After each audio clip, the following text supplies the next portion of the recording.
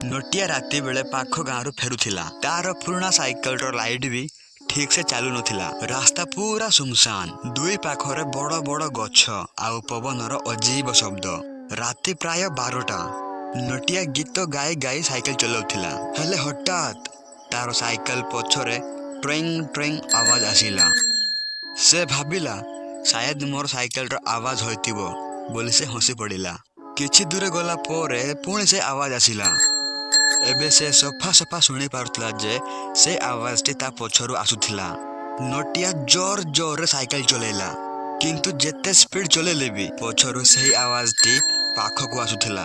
ହଠାତ୍ ବିଜୁଳି ଚମକିଲା, ଆଉ ସେ ଦେଖିଲା ତାର ପଛରେ ଗୋଟେ ପୁରୁଣା ସାଇକେଲରେ ଗୋଟେ ଲୋକ ଆସୁଛି। ସେ ଦେଖିବାକୁ ପୁରା ଧଳା କପଡ଼ା ପିନ୍ଧିଥିଲା ଏବଂ ମୁହଁ ଦେଖାଯାଉନଥିଲା।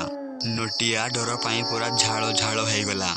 ସେ ଆହୁରି ସ୍ପିଡ ଚଲେଇଲା, କିନ୍ତୁ ଅଚାନକ ତାର ସାଇକେଲର ଚେନ୍ ଛିଣ୍ଡିଗଲା।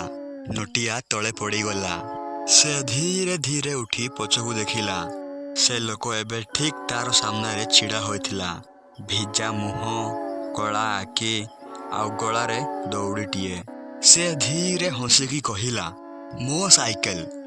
5 ବର୍ଷ ତଳେ ଏହି ରାସ୍ତାରେ ମୋର ଆକ୍ସିଡେଣ୍ଟ ହେଇଥିଲା। ଏବେ ମୁଁ ମୋର ସାଙ୍ଗ ଖୋଜୁଛି, କ'ଣ ଆସିବୁ ମୋ ସହିତ?